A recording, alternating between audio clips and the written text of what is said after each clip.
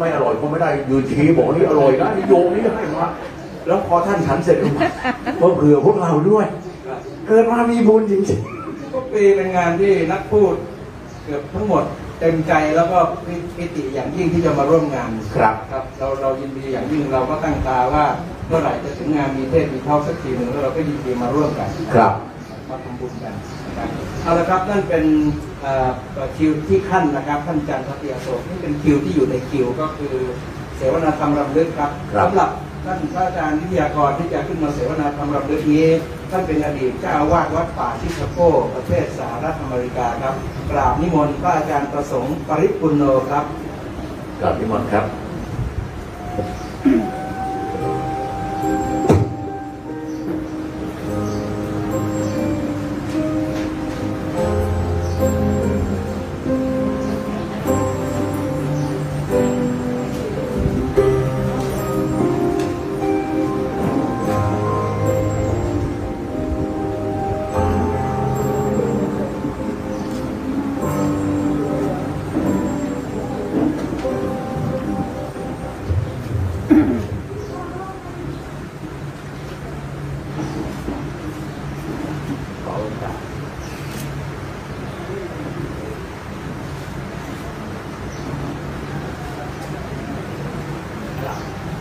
ถวายความเคารพพระปัญญามุนีเพื่อนสาธมิตรทุกรูปและขอความเจริญในธรรมเป็นในญาติโยม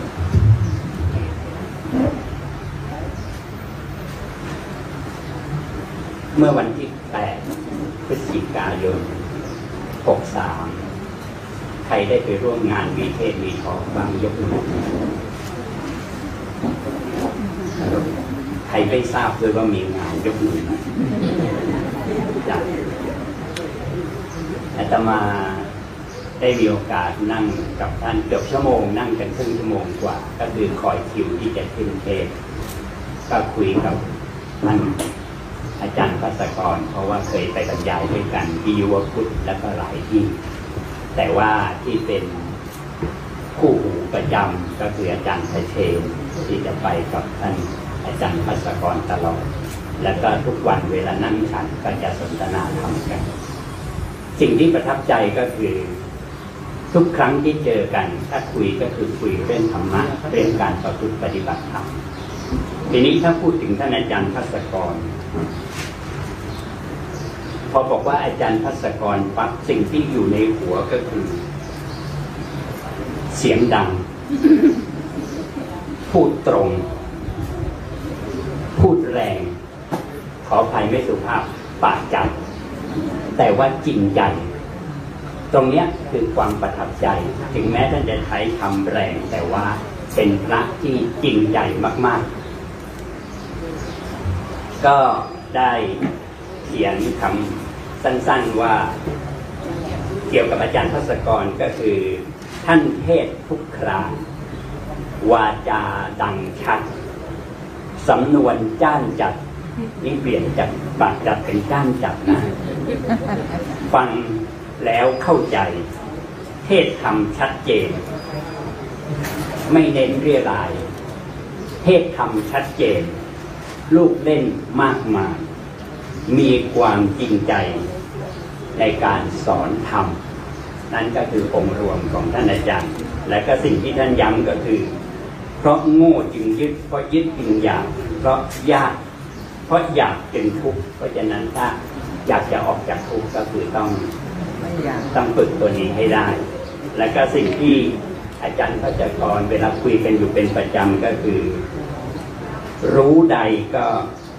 ถ้ามันไม่ชำระกิเลสมันจะวิเศษได้อย่างไรเพราะฉะนั้น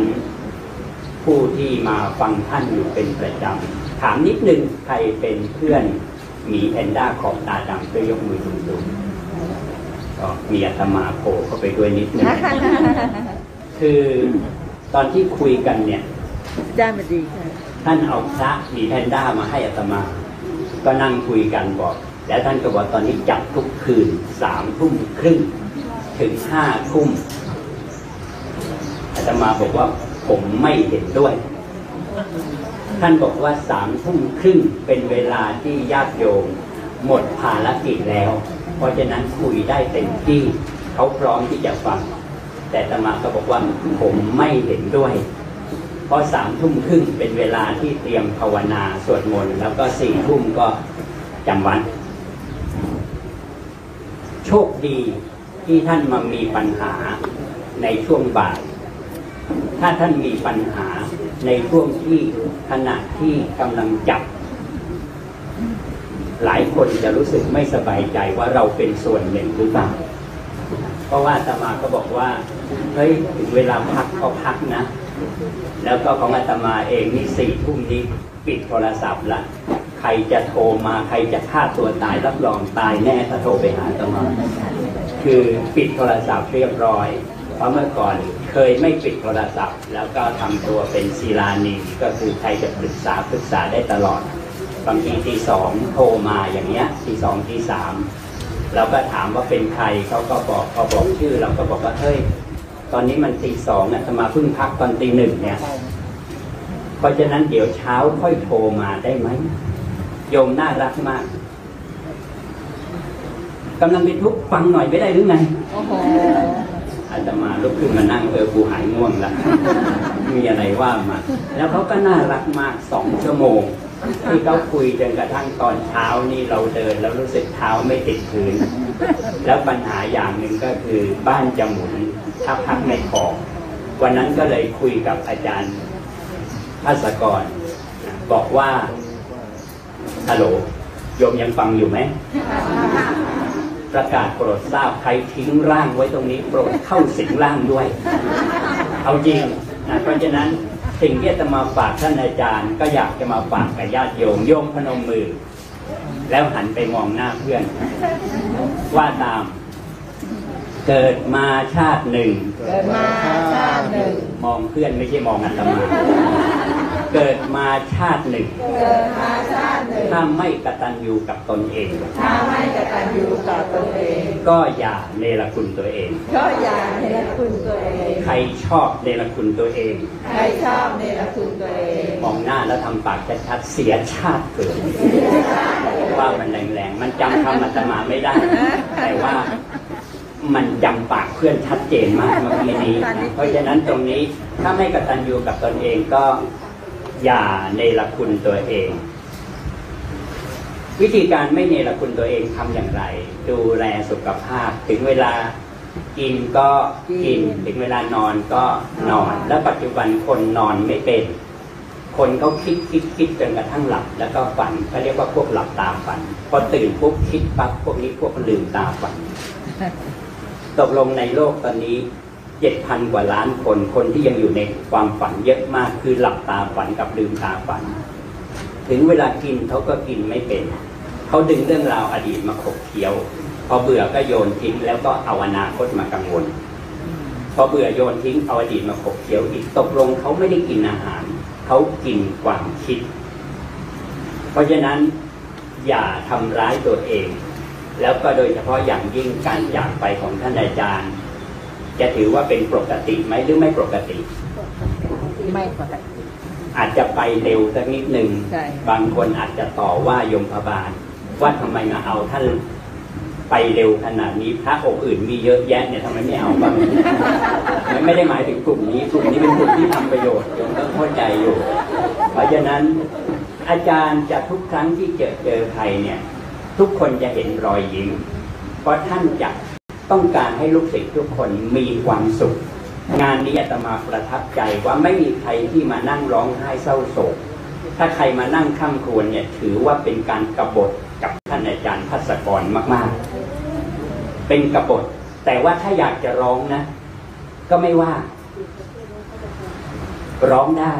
เพราะเราเคยร้องให้กับคนบ้าๆบอๆไปเยอะใช่ไหมเพราะนั้นการมาร้องให้กับพระดีๆนี่สมควรไหมสมควรแต่ว่าการร้องไม่ใช่ร้องแบบข้ามควรแต่ว่าร้องแบบปิติยินดีว่าท่านโชคดีมากที่ท่านไปแบบไม่ต้องทุกข์ทรมานเพราะสถิติคนปัจจุบันก่อนตายจะเข้าออกโรงพยาบาลประมาณ6 ปีกว่าที่จะได้ตายแล้วของท่านก็เกือบจะเป็นเหยื่อรายต่อไป เพราะเขาใช้ปั๊มหัวใจ40 นาทีปั๊มไม่ขึ้นก็ปั๊มอยู่อย่างนั้นเองลูกศิษย์ก็น่ารักมากช่วยปั๊มต่อได้ไหมปกติ20เขาก็พอแล้วนี่ปั๊มไป40แต่ท่านไม่กลับมาอาตมาได้ข่าวพอได้ข่าวปั๊บรีบโทรไปหาท่านเจ้าคุณวัดพระรามเก้าบอกว่าผมได้ข่าวท่านอาจารย์ภัสกรมรณภาพไม่ทราบจริงหรือเท็จผมยังไม่กล้าที่จะแพร่ข่าวท่านบอกว่าก็เดี๋ยวดูได้ยินอยู่เหมือนกันแต่ว่าแวบแรกที่เกิดขึ้นมาก็คือใครตายก่อนเป็นผีรุ่นพี่ แล้วก็เดี๋ยวท่านคงจะเตรียมรับน้องใหม่แหละว่าใครจะตายเป็นรายต่อไปเพราะตอนที่ไปที่งานตอนงานมีเทศมีทออาตมาก็นั่งใกล้ๆท่านมานั่งอยู่ข้างหลังท่านวอแล้วก็ท่านเจ้าคุณวัดพระรามเก้าแล้วก็ท่านอาจารย์สอนี่แหละจ้ะอาตมาก็เลยส่งรูปไปให้เพื่อนๆบอกว่าใครจะเป็นรายต่อไป เพราะฉะนั้นทุกคนที่เกิดมามันต้องตายด้วยกันทั้งนั้นโยมพนมมือหันไปมองหน้าเพื่อนว่าถ้าไม่อยากจากกันในวันหน้าอย่าทำซ่ามาเจอกันในวันนี้พบรู้จักรักแล้วพลากแต่ละทีขอให้มีปัญญารักษาใจสาธุก็ต้องรักษาใจก็แล้วกันก็ตอนที่ท่านจากไปอาตมาก็เลยเขียนคำไว้อะไรนิดหนึ่งบอกว่าอาทิตย์คือภัสกรเป็นฐานที่อยู่แล้วก็เลยเขียนอาทิตย์ก่อนรับเขาเหมือนดังเจ้าตักเตือนข้าว่าวันหนึ่งคงถึงคราต้องอำลาล่วงลับไปแต่อาทิตย์ก่อนรับเขาแสงของเจ้ากระจ่างใสแล้วตัวเราก่อนจากไป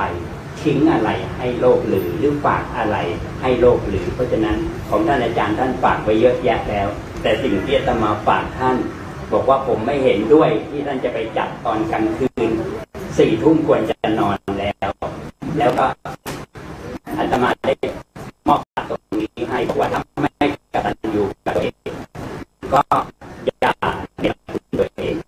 วิธีการก็คือเคลื่อนไหวร่างกายเองจะเรียกว่าออกกำลังกายให้คนอื่นจับเคลื่อนไหวเนี่ยเรียกว่ากายภาพบำบัดฮัลโหลยังฟังอยู่ไหมร่างกายมันทรงของมันไปเลยสิ่งที่เราต้องทำก็คือดูแลร่างกายสุขภาพที่ดีไม่มีขายอยากได้ต้องทำเองตกลงกลุ่มหมีแพนด้าจะนอน5 ทุ่มอีกไหมฮัลโหลไม่นอนก็พักให้เร็วขึ้นนิดนึงก็แล้วกันเพราะว่าช่วงนั้นจะเป็นช่วงที่ร่างกายเขากำลังดูแลตัวเองก็สรุปก่อนที่จะจบฝากเป็นข้อคิดอีกนิดนึงว่าร่างกายเขาต้องการให้ดูแลเขาทีนี้การดูแลก็คือต้องดูแลทั้งกายและใจเพราะว่าคุยกับคุณหมอบอกว่าคนที่มาโรงพยาบาลส่วนมากประมาณ 8-90% เป็นโรคทางใจก็เลยใจมันไปดึงกายให้ทรุดโทรมลงไปเพราะฉะนั้นถ้าเราดูแลจิตใจของเราให้ดีมันก็เป็นการดูแลร่างกายด้วยก่อนจบฝากเรื่องของที่อาตมาประทับใจก็คือมันมีนักแสดงตลกอยู่คนหนึ่งเป็นตลกใบ้ชาลีแชปลินคนเข้าใจว่าเขาเป็นนักแสดงอย่างเดียวแต่ไม่มีคนทราบว่าเขาเป็นนักพูดด้วยงานหนึ่งเขาเชิญชาลีขึ้นไปพูดบนเวทีคนฟังกันเต็มไปหมดเลยพอชาลีขึ้นเวทีปั๊บชาลีเล่าเรื่องตลกสนุกมากพอเล่าจบคนปรบมือหัวเราะสนั่นหวั่นไหวเต็มห้องประชุมพอเสียงหัวเราะจบลงชาลีเล่าเรื่องเก่าซ้ำเป็นครั้งที่2พอเล่าจบตอนนี้ไม่มีเสียงปรบมือแต่ยังมีเสียงหัวเราะอยู่พอเสียงหัวเราะจบชาลีเล่าเรื่องเก่าซ้ำเป็นครั้งที่3ทุกคนมองขึ้นไปบนเวทีว่าเกิดอะไรขึ้นกับชาลีแชปลินเป็นอัลไซเมอร์กระทันหันหรือไงชาลีมองทุกคนแล้วบอกว่าเห็นไหมคุณไม่สามารถหัวเราะให้กับเรื่องเดิมๆที่ผมเล่าเพียงแค่ครั้งที่3พวกคุณก็เงียบหมดแล้ว แล้วเวลาเรื่องเครียดล่ะเวลาเรื่องเศร้าล่ะคุณเศร้าให้มันกี่ครั้งคุณเครียดให้มันกี่ครั้งฝากสำหรับเรื่องของอาจารย์ภัสกรที่จากไปว่าเราจะเครียดกับท่านกี่ครั้งเราจะทุกข์ให้กับท่านกี่ครั้งแต่ว่าทุกครั้งที่คิดถึงท่านขอให้คิดถึงคำสอนที่ท่านอาจารย์ฝากพวกเราไว้ขอเจริญพรสาธุ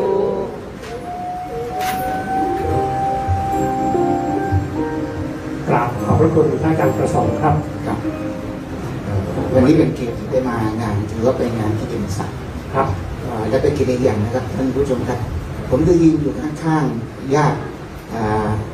ที่คุ้นเคยกับท่านชนินทร์ เจียวนันท์ดูหน้าคล้ายครับหน้าคล้ายมากเลยครับโอ้ขนาดนั้นจะนะครับ จริงๆผมไม่อยากหน้าคล้ายฮะอยากมีอย่างอื่นคล้ายท่านมากกว่าเหมือนไปเลยใช่ไหมฮะเพิ่งมาออกอะไรครับเพิ่งมาออกพบท่านผู้ชมท่านผู้ฟังทั้งหลายตอนนี้แต่ว่ามางานนะครับนั่งคอยรายการอยู่อาจารย์ดร.สุรวงศ์วัฒนกูลครับขอบคุณมากครับสวัสดีทุกท่านครับสกัดเป็นยาวอาจารย์ครับเมื่อสักครู่พระอาจารย์ประสงค์นะผมนั่งฟังท่านรู้สึกญาติโยมทั้งหลายก็ตั้งอกตั้งใจตลอดนะผมก็ตั้งใจฟังตลอดมาสะดุ้งนิดเดียวตอนที่ท่านบอกว่าคราวที่แล้วมีเทศมีทอล์กท่านถ่ายรูปกับพระวิทยากรแล้วท่านก็ไปเขียนบอกว่าใครจะไปก่อน วันนี้จะมีใครถ่ายรูปกับท่านไหมครับ ผมรู้สึกท่านไปไหนจะไม่มีใครขอถ่ายรูปนะงั้นเราคงต้องอยู่จนกระทั่งพระสวดเสร็จนะฮะงั้นจะกลายเป็นไปก่อนขอไปก่อนดีกว่าก็อย่าไปก่อนนะครับต้องฟังพระสวดให้จบซะก่อนนะครับและอย่าไปมือเปล่านะครับมางานวันนี้เนี่ยเรามีโอกาสดีแล้วเพราะฉะนั้นอย่ามือเปล่าครับในรายการเนี่ยพระคุณเจ้าที่จะมาให้ธรรมะให้ข้อคิดกับท่านเป็นรูปสุดท้ายก่อนปิดรายการเนี่ยพระอาจารย์พยอมเมื่อมีพระอาจารย์พยอมแน่นอนเลยต้องมีกล้วยข้าวต้มมัดมาขายมาแล้วครับเพราะนั้นเตรียมไว้ได้เลยนะครับไม่มีอะไรติดไม้ติดมือเป็นบุญกลับไปบ้านอีกด้วยก็ถือเป็นพระคุณภาพรูปหนึ่งครับชีวิตของพระพยอมนี่เหนื่อยกับมันเป็นหนี้มาเป็นระยะเป็นหนี้นี่ไม่ได้ไปทำอะไรเสียหายนะครับคืออยากจะทำงานเพิ่มแต่งบไม่พอก็จะเป็นต้องบอกโยมว่าโยมช่วยจ่ายไปก่อนแต่มาจะคงจะมีเองแหละจะเป็นบริจาคแล้วก็ท่านก็เป็นอย่างเงี้ยส่วนท่านภัสกรนี่ก็ผมว่าท่านเป็นหนี้ตัวเองท่านไม่เป็นหนี้ใครยังไงฮะเป็นหนี้ตัวเองก็ไม่อย่างที่ท่านพระสงฆ์ท่านบอกนะครับว่าจริงๆควรจะนอนเยอะๆแต่นอนน้อยใช่ไหมฮะไม่ได้ชำระหนี้เช่นติดนอนเยอะไม่ยอมจ่ายการนอนใช่ไหมก็เป็นเรื่องที่น่าเห็นใจนิดนึงอาจารย์ทุกคนครับยุคนี้เป็นยุคเปิดงานอย่างนี้นี่สามารถพูดด้วยคนยิ้มแย้มแจ่มใสได้สมัยก่อนใครพูดอย่างนี้ในงานศพไม่ได้เลยทีนี้ถอยไปสักประมาณกี่ปีผมสัก25 ปีได้ครับตอนนั้นคุณแม่ของอาจารย์อภิชาติดีเสียจัดงานศพที่กระบี่ดีผมมีอาจารย์เป็นนิดไปด้วยอาจารย์อภิชาติดีมากระซิบข้างผมว่าอาจารย์สุรงค์ครับคนเครียดกันเยอะเพราะฉะนั้นอาจารย์ขึ้นไปประมุขเต็มที่เลยเป็นวันเรื่องนั้นพระอาจารย์เบรนศพเลยการเผาเลยนะครับผมเอาจริงเลยนะบอกเอาจริงคนจะได้ไม่เครียดผมปล่อยมุกกันเต็มที่เลยครับคนหาเป็นระยะเลยลงมาที่ผมมันแบบแห้งเลยทำไมฮะโดนด่าเช็ดทำไมล่ะแล้วก็เช็ดแล้วก็แห้งเลยอะไรนี่งานไม่รู้จักรัฐศาสตร์มาขับได้ยังไงเนี่ยครับแต่ผมไม่ได้กับท่านพระสงฆ์นะครับว่าไม่จำเป็นจะต้องเครียดก็ได้ไม่ได้ไปจองร้องให้เพราะว่าสิ่งที่ท่านภัสกรปรารถนาเนี่ยไม่ใช่การร้องให้อะไรท่านแต่ท่านรอดูอยู่ว่าที่เราศรัทธาท่านเนี่ยเราเอาอะไรของท่านไปทำต่อจากท่านหรือเปล่านั่นอาหารที่เพราะว่าท่านปรารถนาว่าไหนๆก็เป็นสมมติท่านพุทธทาสท่านบอกว่าถ้าหากสอนแล้วไม่เชื่อฟังไปทำตามก็อย่ามาด้วยทุกสิ่งเหมือนเราก็เอาซะอย่างนั้นแต่ที่ผมชอบของท่านภัสกรอยู่หนึ่งในรับประการเนี่ยพอดี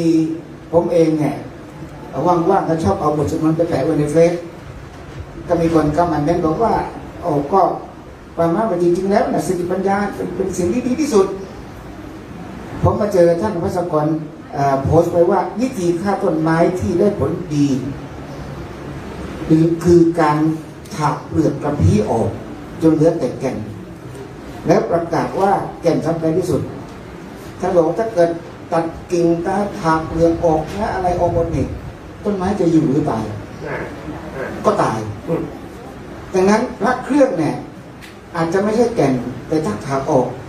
ต้นไม้ก็แห้งใช่ไหมการประพรมน้ำมนต์เนี่ยอาจจะไม่ใช่แก่นแต่ถากออกก็ไม่มีสีสันมีชีวิตแต่ไม่มีชีวาเราจริงอย่าไปจริงจังกับการที่ว่าทำไมคนนั้นทำอย่างนั้นสายปรุงสายปรางนะครับเพราะรู้จักนามพระพุทธเนี่ยคบกันได้ผมไม่เคยเห็นพระศาสดาพระองค์ใดของศาสนาใดนะครับ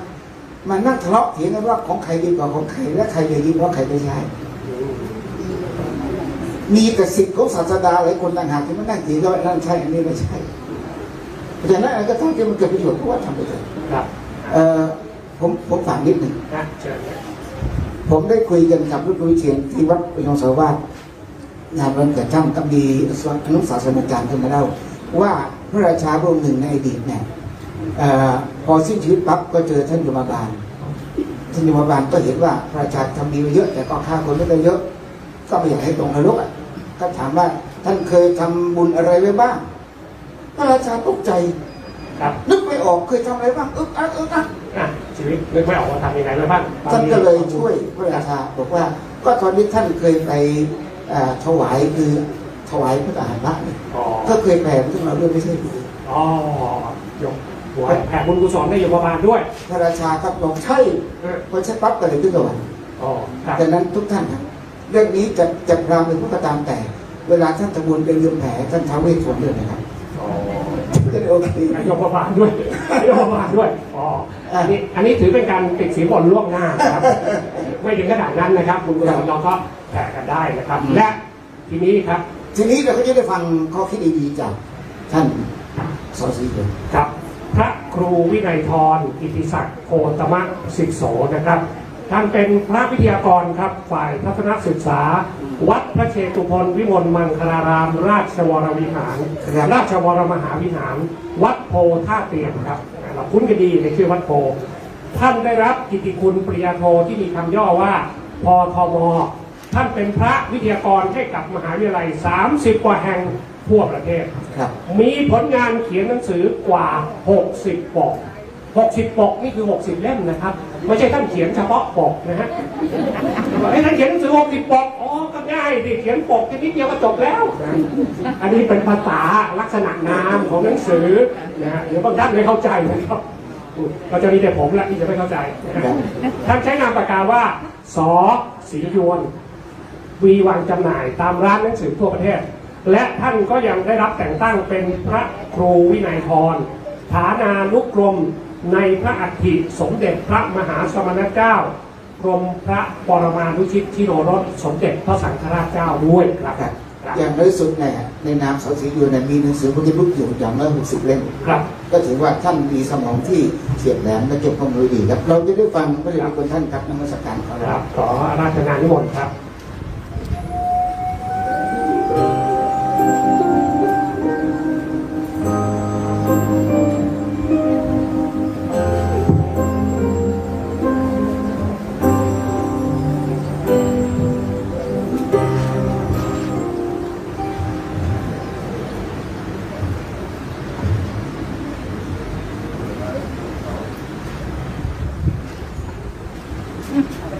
ติดแดน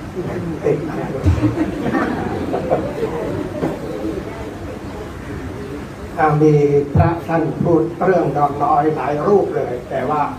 พูดถึงนอนน้อยนี่เป็นเรื่องแบบพระจริงๆนะเป็นพระขยันเป็นพระเอาการเอางานเป็นพระเอาจริงเอาจังคือแบบพระพุทธเจ้าเลยพระพุทธเจ้านี่ท่านถ้าว่าเป็นแบบสามัญทั่วไปเนี่ยท่านนอนน้อยนะตื่นตี 4พิจารณาก่อนว่าจะไปสอนใครดีก็แปลว่าท่านไม่ได้สอนใครส่งเด็กคนไหนที่พูดจาภาษาคนไม่รู้เรื่องท่านก็ไม่สอนจะมีการพิจารณาว่าเป็นดอกบัว3 เหล่าบ้าง4 เหล่าบ้างแล้วแต่ว่าอยู่ในตำราพระไตรปิฎกเล่มไหน3 เหล่า4 เหล่านั่นเป็นการพิจารณาก่อนจะไปสอนแล้วก็เดินจงกรมนะเดินจงกรมไปด้วยพอทรงทราบแล้วว่าใครอยู่ในข่ายพยานพอจะไปสอนได้ท่านก็ไปสอนด้วยการวิธีการไปบิณฑบาตจึงบอกว่าโปรดสัตว์บิณฑบาตเนี่ยเพราะไปบิณฑบาตแล้วไม่ได้กลับมาฉัน ไปหาคนนั้นเลยนั่งฉันตรงโขดหินที่ไหนขอนไม้ที่ไหนสะดวกก็ตรงนั้นเลยแล้วจากนั้นกลับมาเหมือนจะไปบิณฑบาตแล้วกลับเย็นนะถ้าไม่บิณฑบาตเรื่อยๆไปเย็นก็ยังบิณฑบาตอยู่ไม่ใช่เพราะกลับมานี่มีคนมารออยู่แล้วว่าจะฟังเทศท่านคราวนี้ท่านไม่เลือกเพราะว่ามีคนมารอฟังเทศมากมายจึงไม่เลือกจึงมีธรรมสภาถ้าใครไปประเทศอินเดียจะมีสังเวชนียสถานธรรมสภาตรงนั้นน่ะประเทศตรงนั้นแล้วก็พอคนกลับหมดแล้วก็ให้โอวาทที่เรียกว่าปโทเสภิกขุโอวาทังให้โอวาทภิกษุ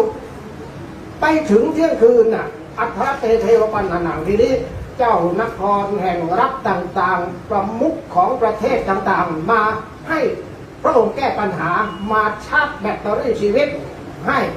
และเที่ยงคืนมันจะจบยังไงต้องมีถามเรื่องนั้นเรื่องนี้หลังเที่ยงคืนไปแล้วถึงได้นอนว่าอย่างนั้นนะถึงได้บรรทมประมาณสักตี 2ประมาณนั้นแล้วไปตื่นตี 4ชีวิตวนเวียน45 ปีนอนนิดเดียวเท่านั้นเองดังนั้นท่านพระอาจารย์ภาสกรนั้นท่านบอกท่านนอนน้อยนี่ท่านทำตามพระพุทธเจ้าท่านทำงานหนักทำงานมาก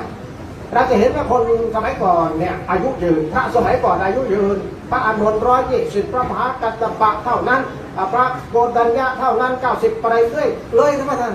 อายุมากเท่านั้นนะอายุมากมาเลยเฉียด100เลย100นะแต่พระพุทธเจ้า80ในยุคนั้นต้องถือว่า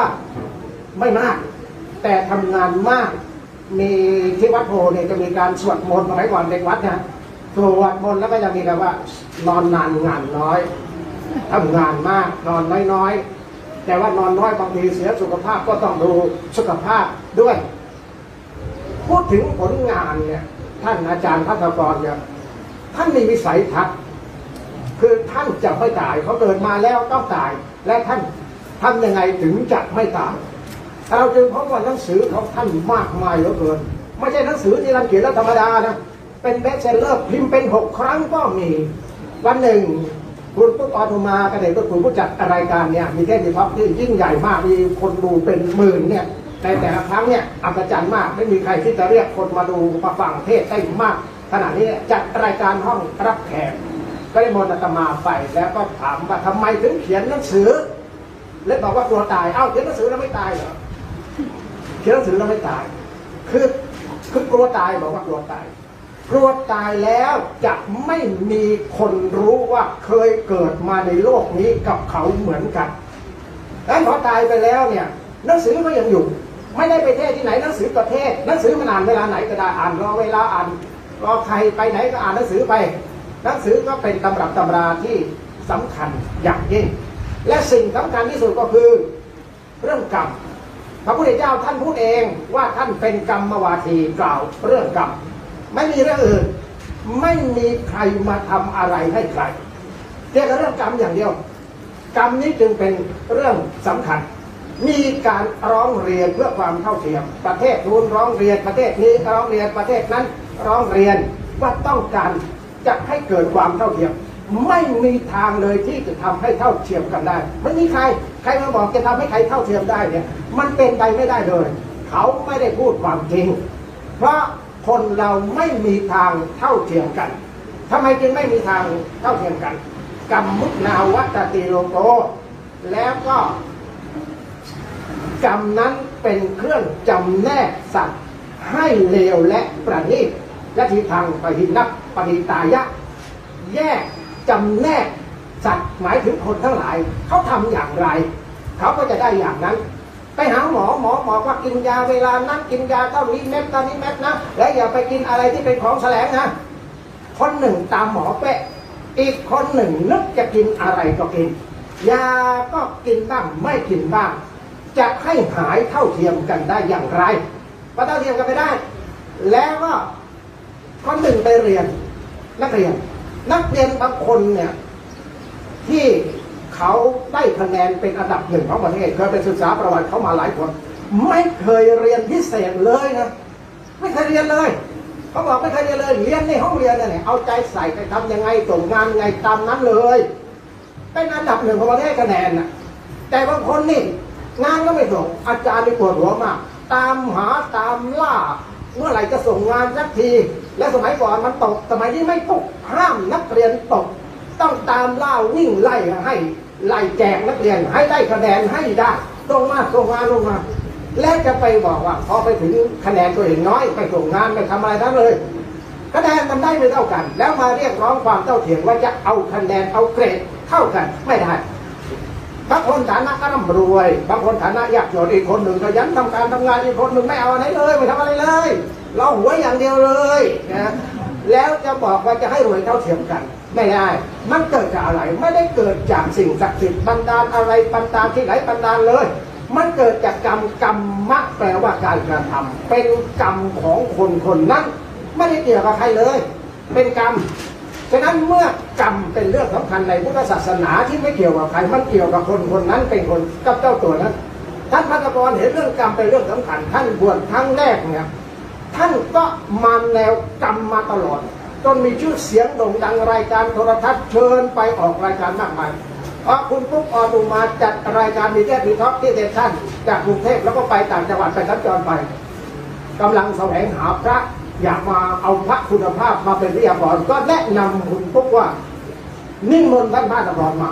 พอท่านพระตะกรมาโอ้โหตั้งแต่วันนั้นเป็นวิทยากรคุณภาพของดีเทพวิทกตลอดมาเพราะเรื่องกรรมนี้เป็นเรื่องสำคัญเรื่องกรรมไม่ใช่เรื่องไสยศาสตร์เป็นเรื่องที่มีอยู่จริงเป็นเรื่องที่ไม่ต้องไปเวลาพูดไม่ต้องไปขึ้นหน้าจอว่าเป็นความเชื่อส่วนบุคคลไม่ต้องเลยเพราะมันเรื่องจริงไอ้ที่บอกว่าความเชื่อส่วนบุคคลมัน50 จริงหรือไม่จริงก็ไม่รู้ได้มีคำหนึ่งที่ท่านพระตะกรพูดไว้ประทับใจมากประทับใจเรื่องอะไรมาดูตรงนี้ก่อนวันหนึ่งไปออกรายการสถานีประชาชนของโปรแกรมมันพวกออกมาเสด็จด้วยโปรดและก็นั่งรอเวลาที่จะขึ้นท่านพระตะกรท่านก็มานั่งด้วยท่านเป็นผู้ที่มันมีมนุษยสัมพันธ์สูงมานั่งแล้วก็จะมาจับมานวดมาบีบนั่งคุยไปจับเข่าไปแหมเป๊ะเลยจับเข่าคุยแล้วก็จับเข่าบีบตรงนั้นบีบตรงนี้นะพอเขาจะถ่ายรูปท่านก็ยังจับเข่าอยู่นะจับเข่าอยู่แล้วก็ได้รูปนั้นมาพอออกรายการแล้วกลับแล้วท่านบอกว่าไปด้วยกันนั่งแท็กซี่ท่านไปไหนเราไปวัดโพธิ์เทียนเขาไปไหนท่านก็นั่งแท็กซี่ด้วยกันแล้วคุยไปเลยคุยไปเห็นท่านเวลาไปสอนที่ไหนก็ตามสอนทุกวันขยันสอนที่ไหนมีคนฟังแค่10-20 คนไม่มีปัญหาสำหรับท่านไปถ่ายทอดสดไปไลฟ์สดแล้วมีสมาชิกเข้ามาดูมากมายนะโอ้เป็นหมื่นก็มีเพราะฉะนั้น4 คน 5 คนตรงนั้นไม่มีปัญหาสำหรับท่านถ่ายทอดท่านคอยสดแล้วท่านสอนเหมือนพระอื่นไปทั้งตัวมันก็ไปหมดเลยเราไม่กล้าไปแต่ท่านกล้าไปแล้วตัวศีรษะแขนขาท่านไปหมดเลยอ่ะโอ้ท่านบอกว่าแหมผมอยากจะได้ผมต้องเก็บไปไหนไม่ก็ได้หอบโน้ตบุ๊กไปผมไม่เป็นพระโบราณยังไงไม่รู้แต่อยากจะทำแบบนี้อยากจะไล่จดไม่มันเป็นยังไงพอพูดเรื่องใหม่ท่านหยุดคุยแล้วไม่พูดเรื่องใหม่แล้วก็สัก2-3 วิท่านมาคุยเรื่องอื่นถามว่าจะเอาไปใช้ทำไมไม่บอกพอวันที่ถึงเวลาไปขึ้นเวทีมีเทพมีท็อปไปก่อนท่านที่หาดใหญ่เสร็จท่านนั่งเก้าอี้อยู่โอ้โหพอท่านมาปั๊บท่านเข้ามาเลยแปะหมดเลยครับแปะคืออะไรพันเตอาวุโสพุทธศาสนามี2 คำนี้แต่ชาวบ้านเอาไปใช้คำเดียวเอาของพระไปใช้คำเดียวคืออาวุโสอาวุโสไม่ได้แปลว่าแก่แปลว่าหนุ่มบวชวันแรกก็อาวุโสคือหนุ่มแต่เอาอาวุโสไปใช้แก่อย่างเดียวเลยท่านผู้อาวุโสหนวดยาวขาวกระเดือนที่จริงอาวุโสหนุ่มนะแต่เราเรียกกันว่าอาวุโสไม่เอาพันเตไปพันเตที่แก่ท่านเห็นเป็นพันเตบทความท่านหลายขุมเลย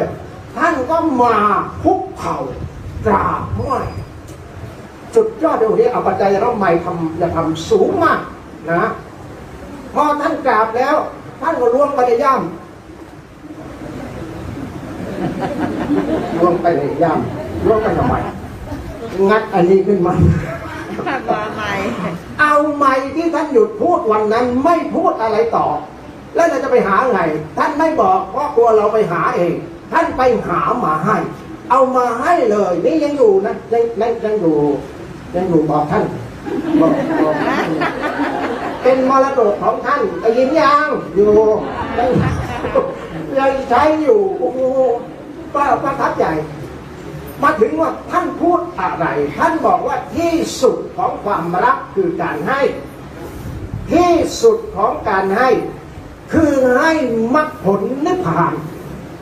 แล้วท่านก็ทำตามนั้นจริงๆในพุทธศาสนาพูดเรื่องบุคคลหาได้ยากบุคคลหาได้ยากบุคคลหาได้ยากนี่ใส่อะไรบ้างกิจโฉมนุษย์สัปฏิลาโภการเกิดเป็นมนุษย์หาได้ยากไม่ใช่อย่างนะเกิดมาแล้วอยากฟังธรรมะก็หาได้ยากเกิดมาแล้วดำรงชีวิตอยู่อย่างสะดวกสบายไม่ให้ตายเร็วก็หาได้ยากกิจฉังมัจจานะชีวิตจักกิจฉังกิจโฉพุทธานุปาโทการเกิดมาแล้วเป็นพระพุทธเจ้าก็หาได้ยากสี่อย่างนะแต่ท่านพระสกรมีอีกอย่างซึ่งเป็นบุคคลที่หาได้ยากอะไรคนหาได้ง่ายบุคคลหาได้ง่ายคือจบปริญญาศึกนี่หาง่ายแต่ท่านจบปริญญาบวชเป็นบุคคลหาได้ยากที่สุดในโลกมันไปเรียนเรียนจุฬาในระดับใครๆก็อยากเข้าไปแล้วไปเรียนปริญญาก็ต้องการมีอนาคตมีตำแหน่งการงานที่สูงขึ้นโดยเอาปริญญานั้นเป็นบันได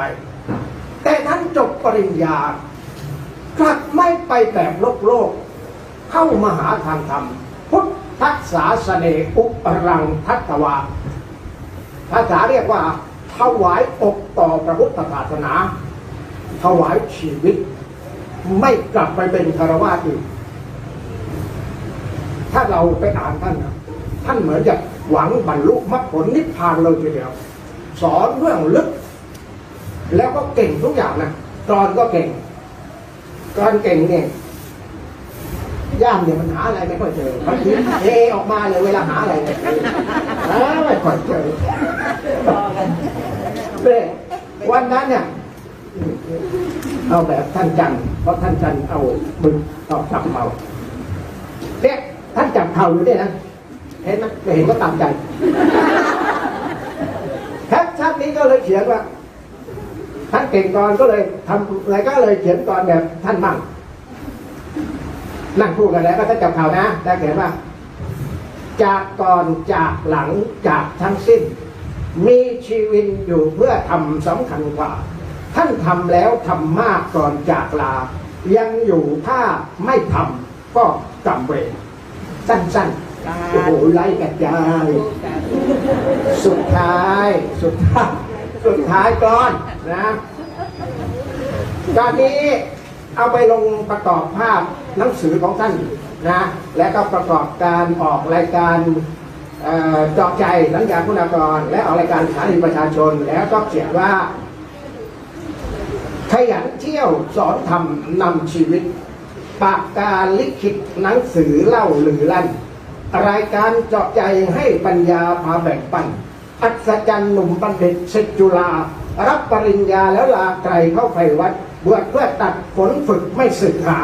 ถวายชีวังอุรังทัตตวาแด่พระศาสดาเด็ดขาดพระภาสกรสถานีประชาชนคนไหนทุกแบ่งปันสุขแก้ไขตามไปสอนวิปัสสนาเป็นอาจินพระชินวรเป็นตำนานทิ้งไว้ก่อนจัดสิ้นชนเจริญพรสาธุ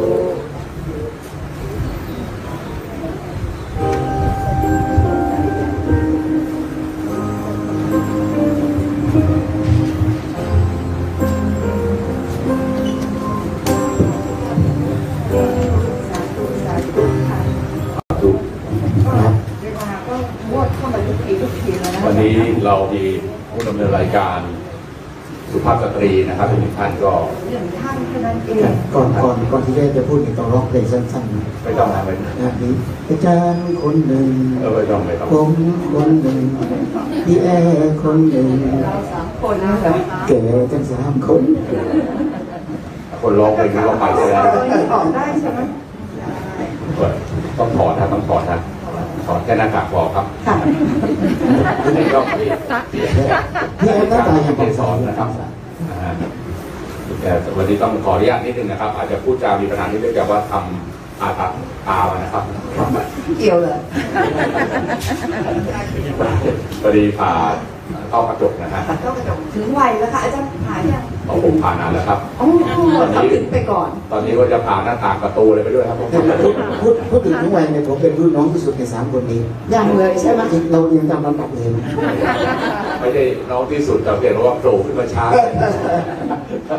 เอาอย่างนี้เราพูดถึงได้รู้จักท่านภัสกรมา ครับได้คุยไปตั้งแต่ก่อนเริ่มต้นแล้วนะครับ พระคุณเจ้าทั้งหลายได้พูดมาเนี่ยในส่วนที่แค่เคยได้สัมผัสก็ทำมาเทศนา แล้วก็ได้คุยใกล้ชิดบางครั้งกับท่านภัสกรเวลาที่ท่านไปรายงาน มีเทคนิคของเรา กับเราเนี่ยนะคะจุดเด่นที่สุดนั่นก็คือเวลาที่ท่านท้ายๆพระธรรมของท่านเนี่ยท่านจะให้เราอโหสิกรรมขออโหสิกรรมกันซึ่งสำคัญมากเลยนะคะแล้วก็เสียงดังมาก แล้วก็ยังมีส่วนที่ให้อโหสิกรรมกันอีกขออย่างเดียวไม่ได้ต้องมีให้อโหสิกรรมกันอีกแล้วเสียงดังมากที่ฟังครั้งแรกที่ตกใจเลย สัญลักษณ์ก็เรียกว่าเป็นเอกลักษณ์เลยทันทีที่ได้ยินท่านเนี่ยนะครับ ค่ะไม่เคยได้ยินจากพระองค์ไหนมาก่อนเลย เสร็จแล้วพอท่านลงจากเวทีมาก็เลยถามท่านด้วยความสนของตัวเองนะพระอาจารย์เคยเป็นพญายมราชหรือเปล่าเนี่ยด้วยความสนเลยนะท่านก็บอกว่าเคยเป็นตกใจเลยค่ะคือได้เจอจริงๆแล้วพอบอกว่าท่านมรณภาพปั๊บยกมือขึ้นเลยพระอาจารย์ตกลงพระอาจารย์ไปทำหน้าที่ต่อใช่ไหม สาธุนะเอาสักทีไอ้พวกโกงกินทั้งหลายนะไอ้พวกเร็วๆทำปั้นเมืองปี้ป่นเอาไปเลยนะเอาไปเพราะว่าโควิดมาช่วยแล้วเนี่ยมาพระอาจารย์จัดการเลยยกมือไม่ได้เสียใจเลยนะว่าพระอาจารย์จากไป ครับ กับโมทนาบุญว่าโอ้ท่านได้บุญกุศลที่ท่านได้ทำเอาไว้บอกพวกเราได้อโหสิและให้อโหสิกันสุดท้ายก็เลยขออโหสินะคะพระอาจารย์ขออโหสิที่ได้ร่วมเกินกันกายวาจาใจเมื่อไหร่ก็ตามขออโหสินะพระอาจารย์ไปทำหน้าที่ให้ดีที่สุดนะเจ้าอุตสาห์บอกอย่างนี้อีก เรื่องโอสิผมแทรกนิดนึงนะครับหลวงพ่อเงินบอกว่าเราควรภาวนาพระพุทธมนต์หรือพระคาถาอยู่1 วรรคพุทโธกัมมัฏฐานโมกัมมัฏฐิสมุทโธเข้าคุณกันไปดูได้นะว่าคาถาในการขอโอสิกรรมเนี่ยหลวงพ่อเงินว่ายังไงก็ท่องทุกวันถ้าเผื่อจำคำบาลีไม่ได้เนี่ยพูดภาษาไทยได้ไหมพูดภาษาที่เราอยากพูดในภาษาสนๆของเราอะนะรู้สึกมันถึงใจกว่านะผมยังหาคำแปลไม่ได้เอาตามนี้แล้วกัน นะคะแล้วพระคุณเจ้ารูปต่อไปคือผู้บริเรียกรมาจริงๆเราคนที่ดำเนินรายการมีเทคนิคที่มีมากกว่านี้นะฮะแต่ว่าวันนี้ก็บางส่วนก็จะติดภารกิจแล้วก็อันนี้ก็เป็นอีกครั้งหนึ่งคือตอนแรกก็ตกใจเพราะว่าเรียกรมีเทคนิคของเราเนี่ยมีเขาเรียกว่าดำเนินรายการโดยทั้งเสียชีวิตก็คือแม่ติ๋มนะครับจะผ่านนี้ก็ตามมาระนะฮะไปแล้วไปก่อนเลยค่ะไปก่อนทีนี้ก็เปิดความเสมอภาควันนี้ก็เป็นพระเรียกรนั่งนะครับก็เลยทำให้เกิดเท่าเทียมทีนี้กับคิวต่อไปก็คือคิวผู้ชมรายการครับนะฮะเพราะฉะนั้นให้เราต้องเป็นช่วงกันต่อไปถ้าเกิดใครชมมีเทคนิคแล้วมีอันเป็นไปก็ขอให้แจ้งรายการนะครับรายการที่สำคัญเนี่ยเราร่วมรายการมาตั้งแต่ครั้งแรกแม่ติ๋มก็ครั้งแรกใช่พี่ครั้งแรกเป็นคนแต่พระพัชกรได้ในครั้งแรกแต่ว่าคนที่มาร่วมรายการตั้งแต่ครั้งแรกก็ขอให้ท่านเตรียมตัวสอบเลยนะครับพิธีกรครั้งแรกครั้งต่อไปอะไรสลับกันไปขออนุญาตนะครับว่ารูปต่อไปนะครับต้องถือว่าเป็นพระเดชพระคุณเจ้าอีกรูปหนึ่งนะครับที่เคยร่วมรายการนี้แค่นี้เราเป็นซุปเปอร์กูรูเป็นผู้ที่รอบรู้จริงๆถ้าพูดถึงวัดชลประทานรังสิตนี้มีเอกลักษณ์เลยนะครับใช่หลายท่านก็จะนึกถึงอะไรบ้างนะครับวัดชลประทานนี่นะครับหลวงพ่อปัญญานันทะถูกต้องเลยครับปูทางเอาไว้ตอนจริงๆชื่อของหลวงพ่อปัญญาก็คือพระพรหมคราจารย์นะฮะซึ่งพวกเราคงจะรู้จักแล้วก็เอกลักษณ์พิเศษอย่างหนึ่งคนที่ไปร่วมงานศพวัดชลประทานนี้แต่ไม่มีพวงหรีดไม่มีพรหมรีถูกไหมฮะเราก็มีเทศก่อนมีเทศก่อนแล้วก็สวดจบเลยช่วงหลังนี่ใครที่มีอะไรต่างที่ไปถึงพวกกินกันให้เรียบร้อยแบบ จะได้ไม่ต้องมากินให้พระเห็นนะครับ ซึ่งอันนี้ดีมากเลยนะครับมันซึ่งจะทำให้มีสมาธิในการคือเขาเรียกว่า อายพระด้วย พิธีสวดที่ทำนี่สวดเพื่อคนเป็นไม่ใช่สวดเพื่อคนตาย ใช่ แต่คนเป็นนี่กำลังกินอร่อยเลย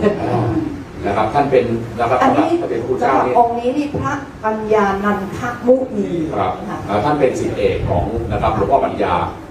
นะฮะท่านเป็นแบบอย่างในการส่งเสริมนะครับการศึกษาเพื่อสันติภาพนะฮะทั้งในสังคมไทยจนได้รับรางวัลมูลนิธิการศึกษาเพื่อสันติภาพพระธรรมปิฎกของท่านปอ.ประยุทธ์โตนะครับทั้งยังเป็นพระอาจารย์ผู้มีความมุ่งมั่นสร้างสรรค์เพียรพยายามในการบริหารกิจการของวัดให้เป็นพระอารามในเรื่องของความรื่นรมธรรมชาติความสงบทางใจเป็นแหล่งบำเพ็ญรักษาศีลธรรมนะครับเจริญภาวนาฝึกตนเองให้เป็นศูนย์กลางในการเรียนรู้หลักธรรมทางพุทธศาสนาและยังให้ความสำคัญกับการผลิตสื่อเพื่อการเผยแพร่ธรรมะและจริยวัตรต่างๆนะครับโอกาสนี้ขอกราบนิมนต์นะครับพระปัญญานันทมุนีสง่าสุภโรครับขอพระคุณครับ นมัสการครับ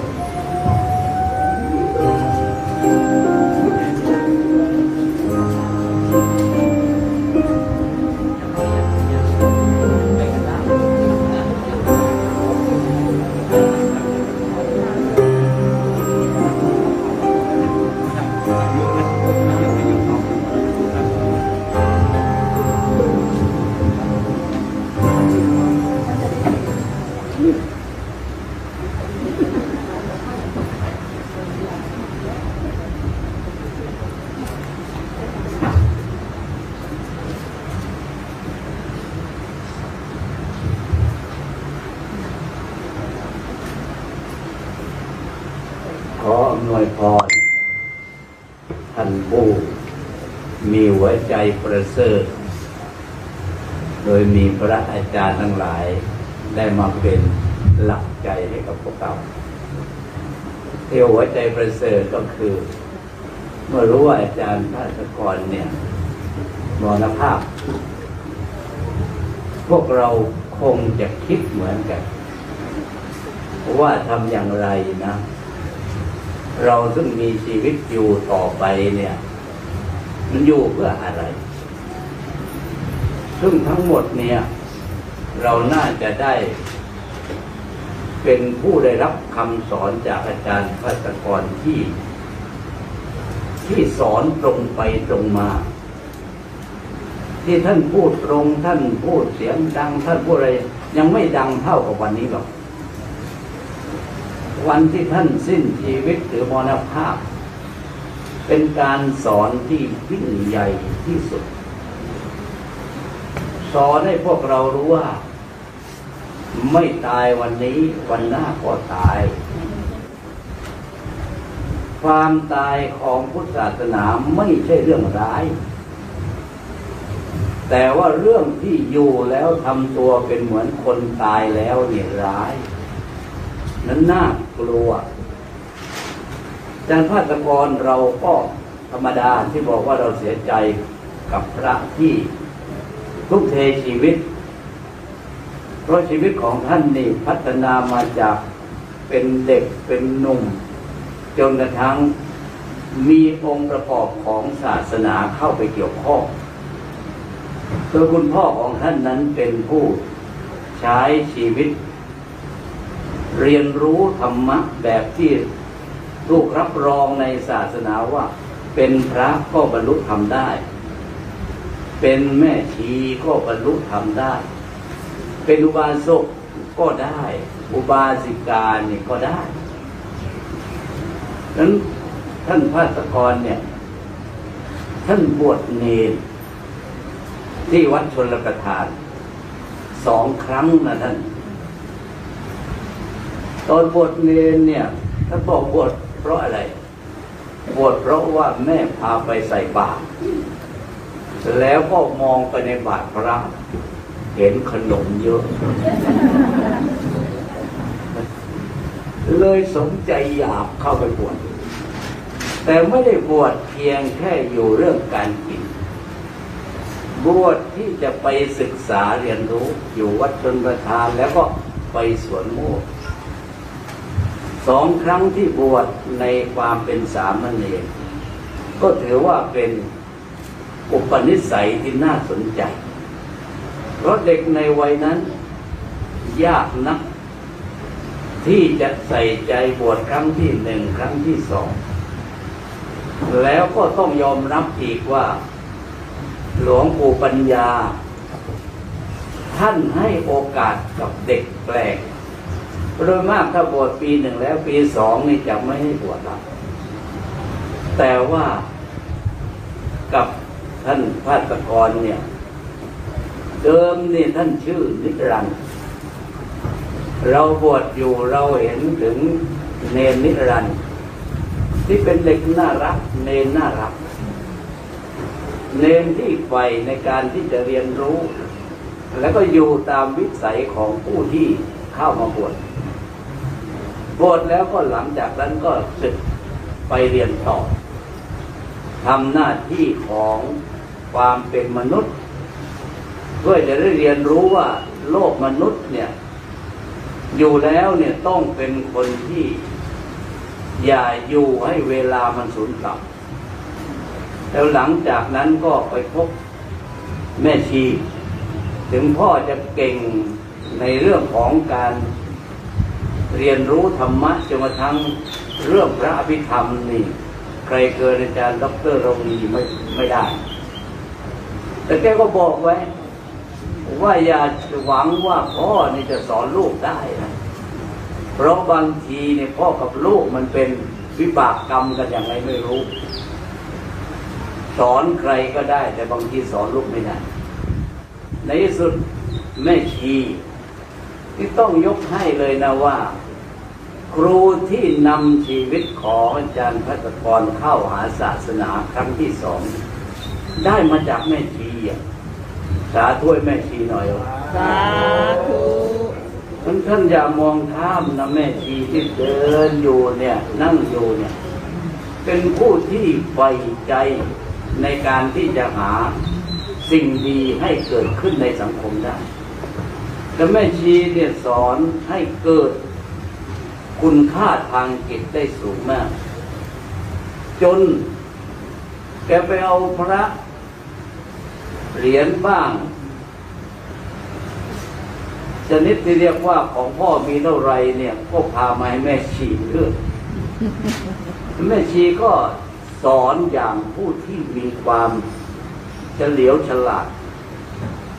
ว่าพระองค์นี้เป็นอย่างนี้องค์นี้เป็นอย่างนี้แล้วก็หลังจากนั้นไม่พูดก็เพื่อจะบอกว่าแม้จะมีพระที่เป็นองค์นั้นองค์นี้อย่างไรก็ตามมันยังไม่ใช่ถึงพระแท้จริงคือท่านเองต้องทำตัวให้ถึงพระแม่ชีจึงไม่พูดต่อแกก็หวังที่จะเหมือนว่าจะต้องการรู้แบบแม่ชีก็เข้ามาบวชในที่สุดท่านทั้งหลายจากการที่อยากรู้อยากเห็นพบว่ามีอะไรที่น่าสนใจในพุทธศาสนาจนที่สุดเราเคยได้ยินอยู่เสมอว่าสัญชาตญาณของมนุษย์เนี่ยหรือนิวรณ์ห้าเนี่ยพุทธศาสนาจะมีส่วนในการขับเคลื่อนได้ทำให้คนเนี่ยพ้นจากภาวะนั้นได้เราพบความจริงอยู่ใช่ไหมว่าสิ่งที่เหมือนกันทั้งสี่อย่างคนกับสัตว์นี่เหมือนกันก็คือกินอยู่หลับนอนกลัวภัยสืบพันธุ์สี่อย่างนี้เนี่ยแม้จะทำให้เจริญเท่าไหร่ก็ตามไม่ได้รับรองจากพระเจ้าหรือไม่ใช่เป็นผู้เกิดมาแล้วได้มีส่วนแห่งความเป็นผู้เจริญในธรรมนั้นพระเจ้ารับรองว่าการที่เราเป็นผู้ใช้ชีวิตถ้าพูดตามภาษาพระว่าปฏิบัติไม่ผิดอยู่สามเรื่องเนี่ยฉันเชื่อว่าท่านภัสกรนี่ได้รับรองจากพระพุทธเจ้าหนึ่งอินทรีย์สังวรเป็นพระที่ไม่ยอมให้ ตาหูจมูกลิ้นกายใจเนี่ยไปเพลี้ยงพล้ำไม่ยอมให้การดำเนินชีวิตอย่างพระที่ทำลายพระเพราะพระเข้ามาบวชแล้วนี่ฝึกได้อย่างท่านนี่ไม่ง่ายนะนั้นก็คือท่านไม่งกเรื่องเงินไม่เพลินเรื่องกามไม่ต่ำทรามเรื่องความประพฤติคิดศึกอยู่เป็นอาจินเผาหวินในการพิทักษ์รักพระศาสนาตรงนี้เป็นเรื่องที่น่าสนใจท่านว่าเราพบพระแบบนี้ไม่ปล่อยให้สัญชาตญาณคุกคามแต่เอาชีวิตไปอยู่กับการประพฤติปฏิบัติที่ไม่ผิดอยู่3 ข้อที่จะกล่าวให้ฟัง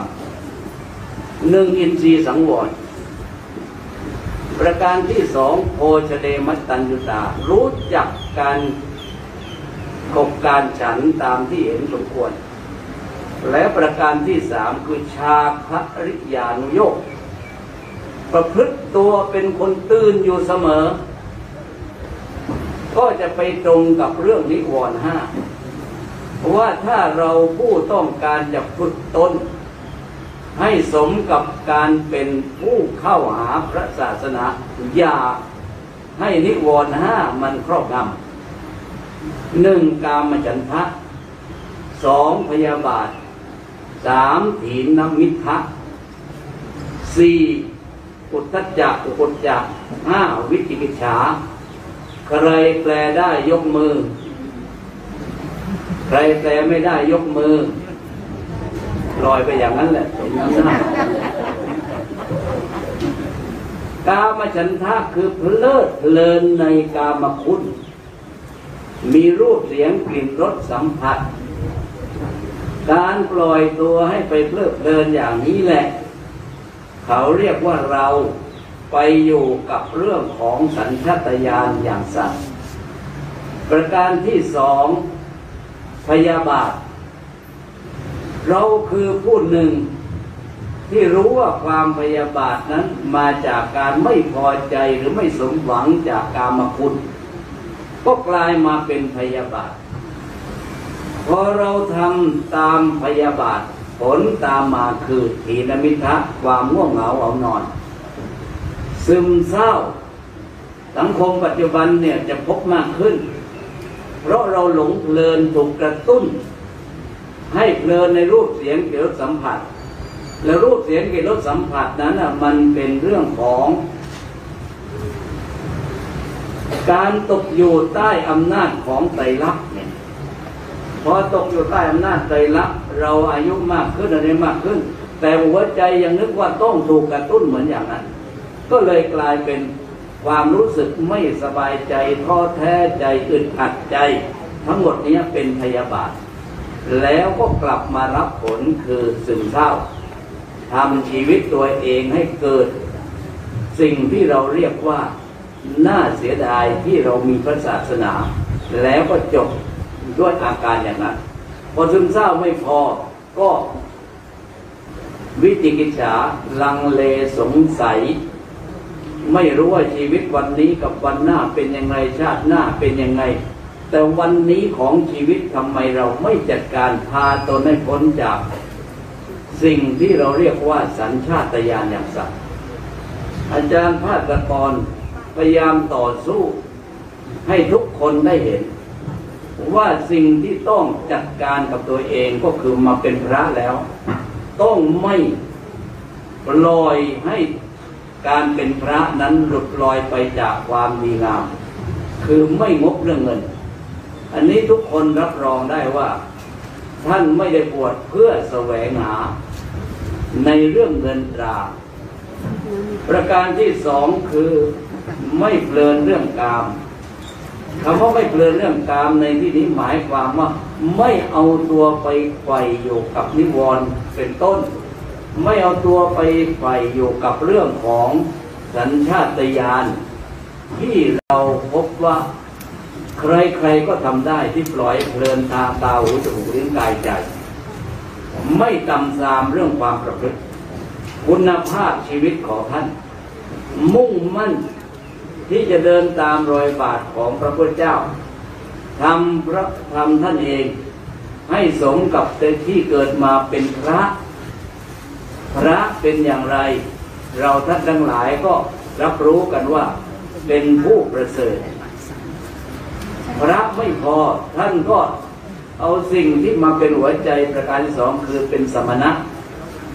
มีอากับกิริยาแม้สังคมจะเป็นยังไงแต่ท่านสงบอยู่กับพระแล้วประการที่สามก็คือเป็นภิกษุที่ทำตนรับรู้ว่าภัยในวัฏฏะสงสารนี่รุนแรงท่านจึงมาถึงเรื่องของคำว่าชวนทุกคนให้ทานที่ยิ่งใหญ่ก็คือการที่ขออโหสิกรรมทุกครั้งที่มีการแสดงโอ้โหมีความรู้สึกที่ท่านปล่อยความจริงให้ประจักษ์ว่าเราถึงเวลาแล้วที่ต้องขออโหสิกรรมกันขอให้ทุกคนจงอย่ามีเวรมีกรรมกันวิบากกรรมที่มีต่อกันนั้นมันรุนแรงอามาก็อยากจะเติมคำตรงนี้นิดหนึ่งว่าขออโหสิกรรมก็ขอเถิดท่านตามที่ท่านนำให้ทำเป็นความดีงามที่ไม่ผิดแต่เพื่อให้ชีวิตของเราเนี่ยไม่ต้องมีเวลาจะต้องไปทำให้การเป็นอย่างนั้นถูกทำร้ายเรานั้นก็คือเรามาเปลี่ยนพฤติกรรมกันดีไหมไม่ต้องมาเสียเวลากับการไปขอก็อยู่เปลี่ยนพฤติกรรม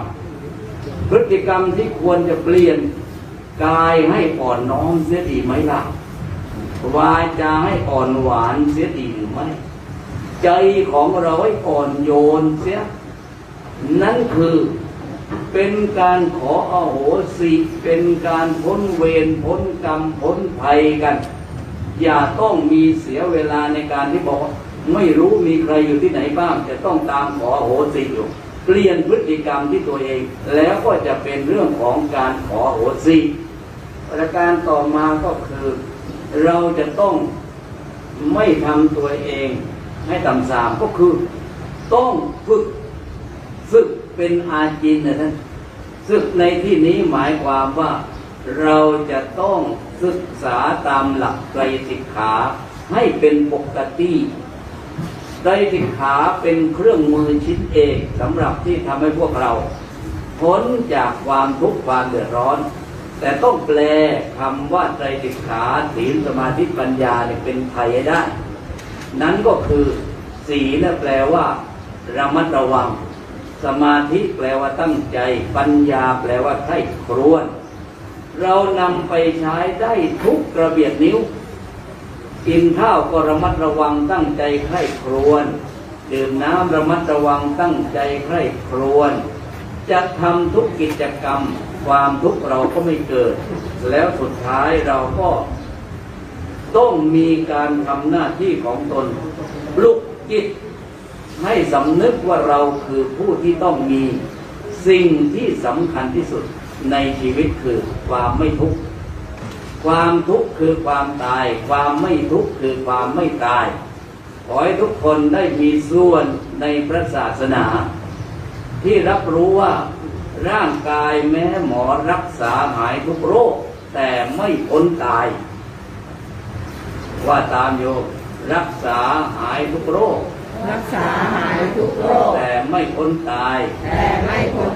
เพราะความตายไม่ใช่โรคต้องหาพระพุทธเจ้าเข้าถึงธรรมของพระองค์คือตัทตาเป็นเช่นนั้นเองกายเป็นเช่นนั้นเองไม่มีอะไรที่เป็นต่างจากความเป็นเช่นนั้นเองแต่ขอให้เราจงได้คำว่าตัทตาช่วยคุ้มครองชีวิตของตนเองไม่ตกอยู่ใต้อำนาจของความทุกข์เมื่อเราไม่ทุกข์เราก็ไม่ตายตามหลักศาสนานั้นขอให้ทุกคนจงเข้าถึงศาสนาที่เรียกว่าไม่ทุกข์ตามหลักพุทธศาสนาจงทั่วกันเจริญพร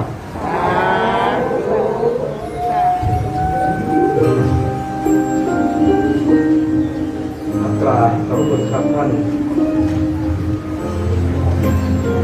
อาจารย์พระปัญญาในสมุนีครับ ปัญญาสุขโรจน์ครับตั้งแต่เรามานี่ก็มีแง่คิดดีๆให้เรานะฮะที่กลับไปบ้านด้วยการใช้สมองส่วนที่ล้ำลึกจำเอาไปนะครับ แล้วก็รูปสุดท้ายต่อไปเนี้ย ครับ นอกจากมีข้อคิดดีๆแล้วยังมีสิ่งที่อาจารย์มโนพูดไปเมื่อสักครู่นี้ ครับ คือเราสามารถหิ้วกลับไปบ้านได้ เพราะว่ารอขายอยู่เรียบร้อยแล้ว ครับ ผมมีข้อสังเกตนี่นะอาจารย์มโนจำสันครับ ฮะ พระรูปสุดท้ายของงานวันนี้ที่จะท่านขึ้นมาเทศน์เนี่ยนะครับไม่จะเป็นเทศน์ทีเดียวเนาะแต่กึ่งเทศน์กึ่งให้ข้อคิดต่างๆเนี่ยนะครับ ครับ พระอาจารย์พยอมกับพระอาจารย์ภาสกร ครับ ทั้งสองรูปนี้เคยเจอกันที่สวนโมก โอ้ ตั้งแต่พระอาจารย์ภาสกรก็เรียกว่ายังเยาว์วัยอยู่นะ อยู่น้อยๆ นะแล้วก็ที่สวนโมกเนี่ยนะครับท่านพุทธทาสท่านสอนเสมอว่าธรรมะคือธรรมชาติ ครับ แล้วสังเกตไหมครับว่าพระอาจารย์พยอมเป็นเจ้าอาวาสวัดสวนแก้ว ครับ พระอาจารย์ภาสกรอยู่วัดฝายหิน หินและแก้วนี่คือธรรมชาติ ครับ เห็นไหมครับเหมือนกับท่านจะประกาศให้เรารู้ว่ายังไงพวกเราทุกคนก็ต้องกลับคืนสู่ธรรมชาติ ถูกต้องครับ อาจารย์โยงให้แนบเนียนไม่ใช่ผมนึกไม่ถึงเลยนะ จะ เออ แต่เป็นเรื่องจริงอาจารย์นะ ใช่ใช่ ธรรมะธรรมชาติธรรมดาคือเรื่องเดียวกัน ก็ดีครับเพราะว่าท่านพระอาจารย์พยอมเนี่ยผมถือว่าเป็นบุคลากรเป็นบุคคลสำคัญซึ่งในทางพุทธศาสนาเนี่ยนะ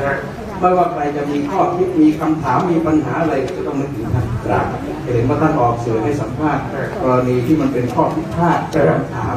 ในทางสังคมที่เกี่ยวกับศาสนาเกี่ยวกับความเชื่อผิดหรือถูกอย่างไรก็แล้วแต่ก็จะต้องไปถามท่าน เป็นพระที่ร่ำรวยมาก ฮะ รวยศีล อ๋อ รวยทาน ครับ รวยมากแม้กระทั่งใช้โฉนดเปิดแขกได้แล้วกัน มีที่เดียวนะ มีที่เดียวในโลก แต่ท่านได้ยินแล้วท่านจะสะเทือนใจ อ่ะ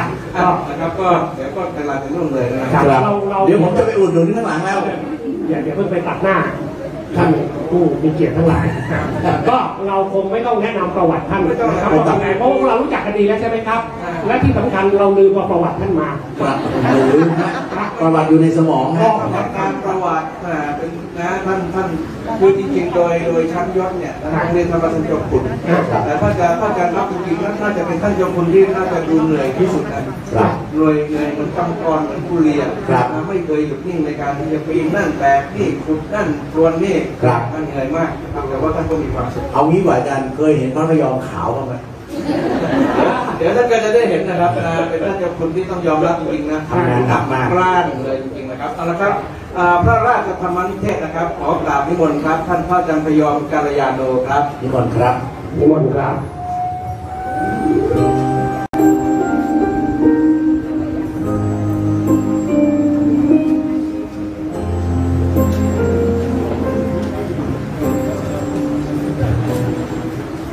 วันนี้มางานพระมรณภาพถ้าเป็นคนก็เรียกมางานคนตาย ก็คงจะพูดกันเรื่องตอนเป็นหรือว่าคนเป็นเนี่ยควรจะอยู่เป็นยังไงกันได้บ้างก็เลยสรุปมาในใจว่าวันนี้น่าจะพูดเรื่องสามเป็นส่วนท่านมรณภาพแล้วท่านคงไม่มีเรื่องสามเป็นมายุ่งเลยคงไว้พูดตอนท้ายแล้วกันว่าเคยผูกพันเคยรู้จักกันเมื่อสมัยเด็กๆยังไงเอาเป็นว่าวันนี้เรามางานคนตายเราไม่รู้จักคนเป็นจะอยู่เป็นกันยังไงส่วนเรื่องคนตายคงไม่ต้องพูดเท่าไหร่นะสามเป็นนี่ตอนนี้ก็กำลังฮิตใช่ไหมหนึ่งกินเป็นสองอยู่เป็นสามคิดเป็นสามเป็นเนี่ยเวลานี้น่าตกใจมันเกิดอะไรบางหูบางตาทำให้คนไทยในกินมั่วกินไม่เลือกถามพวกเราเลือกกินกับกินไม่เลือกอันไหนจะดีกว่ากันกินเรื่องตายเนี่ยมันทำให้กินได้เคนมผงเนี่ยกินแล้วตายตั้งหลายศพมันก็ยังกันกินแล้วมีปัญหาชีวิตมากมายก็ยังกิน กินเหล้ากินยานี่พาไปตายเยอะไหมนั้นผู้ที่รู้ศาสตร์ศิลป์ในการกินดีๆเนี่ยเขามาเล่ามาสอนให้ฟังเมื่อไม่นานเชิญหมอวันลบปิยมโนธรรมไปบรรยายธรรมที่วัดก่อนที่ท่านจะไปบรรยายที่วัดเนี่ยท่านป่วยแล้วก็เจ็บใจว่า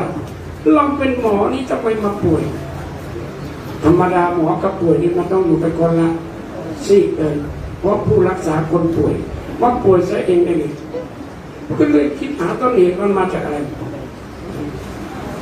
น่าจะเป็นเรื่องกินไม่ถูกนั้นคนโบราณก็พูดไว้ไงโยมเรื่องกินเรื่องใหญ่เรื่องตายเรื่องการหรือการเรื่องตารางเรื่องเล็กตอนนี้ตารางเลยล้นเลยมันว่าเรื่องเล็กซะนี่เอาแต่นี้นะท่านก็เลยจัดระบบการกินในฐานโยมหน่อยเรานอนหลับมา1 คืนเช้าตื่นมาเจอกล้วยมะละกอ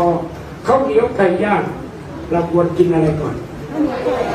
โอ้ยังนี้อยู่อีกนะเพราะอะไรก็เพราะเรามานอนพักมาคืนหนึ่งเช้าขึ้นมามันจะรันอินด้วยของนี่ก่อนไปเจอแข็งเหนียวปึ๊บมันจะน็อกมันจะไปไม่ได้เพราะฉะนั้นตั้งกันนั้นมาตมาก็เลยอย่างนี้ที่วัดจะต้องสั่งให้ข้าวกล้วยมะละกอผลไม้ให้ฉันก่อนและเป็นฉันข้าวที่หลังแล้วรู้สึกดีขึ้นนะทำงานได้เต็มที่ตัวดำพึ่งตากแดดทุกวันนะตอนนี้คนบางคนเนี่ยไม่คิดเรื่องกินไม่เป็นชาติที่เขามีศาสตร์ศิลป์ในการกินสูงที่สุดในโลกอายุเขายืนที่สุดเช่นอะไรญี่ปุ่นเขามีศาสตร์ศิลป์ยังไง20-80ถ้าจะกินข้าว100 คำอิ่มเนี่ยเขาต้องพยายามทอนลงไปดื่มน้ำก่อนครึ่งแก้วให้กระเพาะมันถูกอัดด้วยน้ำไว้ก่อนแล้วพอถึง80 คำถึงจะครบ100 คำอิ่มเนี่ยหยุดจะเติมน้ำ1 แก้วกลัวหัวกลัวท้ายกินง่ายถ่ายคล่องสบายพวกเราว่าไงกินครบ100แล้วแต่มันยังอร่อยอัดตอน15 คำกระเพาะมันก็ย่อยไม่หมดเป็นแก๊สบูดเน่าทำให้เราสุขภาพไม่ดีถ้ากินไม่เป็นเนี่ยป่วยบ่อยเจ็บบ่อยเนี่ยก็ถือว่าอาภัพอับโชคคนมีลาภอันประเสริฐพุทธเจ้าว่าไงต้องไม่ป่วยไม่อโรคยาทำไม่มีโรคเป็นลาภนี่อย่างนี้เยี่ยมนั้นตอนนี้จะกินอะไรที่มันจะถูกกับขับดันโรคภัยไข้เจ็บโควิดนี่มันไม่ชอบอะไรบ้างถ้าเขาบอกเราทำนิ่งชำนี้ขาคิ้วช่วงนี้ต้องกินไม่ได้เพื่อเป็นแรงปะทะให้โควิดได้บ้างยังไงกินให้อยู่กินให้เป็นอย่ากินแล้วเจ็บป่วยแล้วตายหากิน10 ปีป่วยปีเดียวหมอยาเอาไปหมดเลยหมดตัวเลยเพราะฉะนั้นต้องพยายาม3 เรื่องเลยนะสำคัญที่สุดเรื่องกินออกมาเป็นอันดับ1พระพุทธเจ้าเนี่ยอยู่ได้ถึง80ท่านเสวยเพียงวันละมื้อเดียวกินน้อยตายยากกินมากตายง่ายนี่ก็เลยถือว่าเราต้องถือว่าเป็นศาสตร์ศิลป์ในการกินให้เป็นไม่อย่างนั้นจะกินไม่เลือกทั้งที่ควรจะเลือกได้ก็ไม่เลือกไม่น่าเชื่อว่าโง่ไปกินสิ่งที่ทำให้ตายเดี๋ยวไปดูเถอะสงกรานต์เนี่ยจะมีตายมากกว่าโควิดอีกเมื่อกี้ก่อนจะมาก็อ่านหนังสือไอ้พวกโหรก็พยากรณ์ว่าปีนี้โยมประมาณจะมาเก็บพระดังๆหลายองค์ก็เลยชักเสียวสันหลังว่าครับเอาล่ะแต่คนเราเกิดมาไม่ควรจะมานั่งวิตกกังวลเรื่องทุกข์เรื่องตายเนี่ยหลวงพ่อพุทธทาสในคาถาตวาดไว้เวลาเครียดทุกข์เรื่องตายเรื่องป่วยเรื่องเจ็บเรื่องจนให้กับเพื่อนดังๆว่ากูไม่ได้เกิดมาเพื่อเป็นทุกข์วื้อไอ้ทุกข์มันตกใจไปมันก็จะไปวิตกกังวลอะไรมากนะแต่ อันนี้อย่างเนี้ยเวลานี้นึกกินตัวเดียวเนี่ยหากินก็เป็นหากรรมมาโกงมาเวรนะโกงกินอะไรก็ไม่รู้เยอะแยะไปหมดเอาละ ประโยคที่หนึ่งต้องกินเป็นพระเนี่ยก่อนจะฉันเนี่ยปัจเจเวกต้องกินเพื่ออะไรฉันเพื่ออะไร เพื่อกำจัดความหิวเพื่อมีเรี่ยวแรงประพฤติพรหมจรรย์ไม่ใช่เมามันสนุกสนานอร่อยเดี๋ยวนี้มีร้านกินร้านเขาใช้คำหรูๆว่าไงนะกินหรูอยู่แพงสำแดงตนเป็นคนหัวนอกกินบ้าบอใครปาดคาเวียด้วยแสนกินร้านกินพลานนะเพราะฉะนั้นพระพุทธเจ้าเริ่มต้นว่าคนเรากินไม่ผิดกันแล้วจะไปปฏิบัติเรื่องก็จะไม่ผิดแต่ถ้ากินผิดเป็นพระศรีอานไปกินเหล้าอย่างนี้มันผิดไหมโยมมันจะเป็นได้ไหมเนี่ยไปโดนก็ต้อนบอกนั่นมาศรีอานอะไรพุทธเจ้ายังไม่ทันเอาประยุกต์ไขพระศาสนาเนี่ยพระศรีอานแซงคิวนี่มันไม่เลยนะเอาละโยมมันไปมาก็เรื่องหากินอ้างว่าเป็นอะไรแล้วมันจะได้กินเยอะๆนะเอาตอนนี้ข้อที่สองอยู่เป็นไม่เวลานี้มันอยู่ยังไงตายข้างติดคุกข้างครูอยู่กับเด็กอนุบาลไม่เป็นก็ไปอยู่ในคุกแต่คุกจุ่มผัวอยู่กับเมียไม่เป็นตายข้างติดคุกข้างที่ตายทั้งคู่พี่กับน้องอยู่กันไม่เป็นตายคนติดคุกคนสรุปแล้วเวลานี้มันอยู่กันยังไงอายุสั้นเหลือเกินโบราณก็แต่งงานกันก็มักจะให้สินให้พรว่าไงขอให้อยู่ไปจนถือไม้เท้ากระบองอยู่นี่หม้อข้าวยังไม่ทันดำเลยบางคนยังไม่ทันจะอยู่กันเลยเนี่ยมั่นไว้นะยังไม่ทันแต่งเลยฆ่าเผาแล้วอันนี้แสดงว่าอยู่กันไม่เป็นที่วันนี้อยู่ในที่นั่งฟังเทศน์ฟังธรรมอยู่ดีนะอยู่เป็นนะถ้านั่งฟังเทศน์อยู่ไม่เป็นจะกลายเป็นตัวเสียบรรยากาศหยิบโทรศัพท์โทรคุยกันแม้จริงๆไปบางวัดบางที่ยังก็ย้ายตลาดเข้าวัดพระเทศก็คุยกันแซ่บยังกันแลกฟังเทศเลยที่วันนี้แถวหน้านี้นั่งฟังเงียบเรียบร้อยยังกับลูกเทพลูกพรหมมาเกิด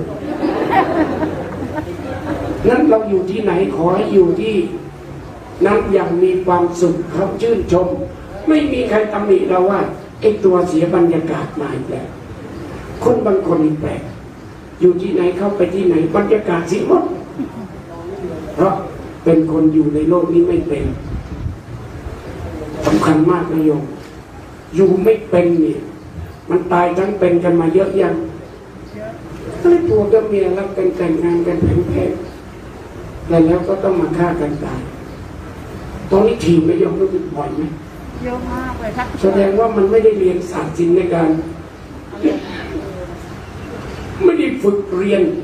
การอยู่ร่วมกันให้เป็นถ้าอยู่กันเป็นไม่มีอะไรบ้างนะเห็นอกเห็นใจรู้จักให้อภัยอดกันอดทนคิดพยาบาทบรรลัยคิดให้อภัยใจเยือกเย็นนั้นใครที่อยู่แบบคิดพยาบาทนี่อยู่ได้ไม่นานเดี๋ยวก็ต้องตายไปครับเดี๋ยวนี้บ้านใกล้เรือนเคียงก็อยู่กันไม่เป็นไอ้บ้านหนึ่งต้มมาม่าไอ้บ้านหนึ่งไม่ชอบกินมาม่ามันสาขากันตายเลยโยมใกล้จะอยู่กับคนเป็นไหมครับถ้าอยู่ในบ้านไม่เคยทะเลาะกับใครแสดงว่าอยู่เย็นเป็นไม่งั้นก็ต้องอยู่ร้อนนอนมันมีครอบครัวอยู่ครอบครัวหนึ่งไอ้ครอบครัวหัวร้อนน่ะวันนี้มันไปทิ้งขยะไม่ตรงถังเขาว่ามันนิดเดียวมันขึ้นเป็นฟืนเป็นไฟมันหัวร้อนมาตั้งแต่ระยองทำลายตำรวจถกพันตำรวจโทแล้วนี่มาทำที่ขอนแก่นเมืองนนท์มันก็เคยมามันอยู่ที่ไหนมันอยู่ที่ไหนมันต้องมีเรื่องกับใครตลอดเพราะเป็นคน ต้องอยู่เย็นเป็นสุขถ้าอยู่ร้อนก็ต้องนอน สุดท้ายแล้วคิดเป็นคนเดียวนี้มันคิดยังไงกันพระพุทธเจ้าให้คิด3 คิดนะ1คิดให้เขาสบายอย่าทำคิดให้เขาลำบากคิดเบียดเบียนก็คือคิดให้เขาลำบาก2คิดให้อภัยคิดพยาบาทบรรลัยคิดให้อภัยใจเยือกเย็นเอาโยมเหลืออีกคิดเดียวบอกไป2แล้วโยมลองเดาเองดิเอาอย่าทำฟอร์มลึกๆนานเวลาเหลือน้อยแล้วใบให้ไหมพระพุทธเจ้าเนี่ยตอนออกบวชปรากฏว่าพวกพระเจ้าแผ่นดินมาเศรษฐีจะยกลูกสาวให้ท่านบอก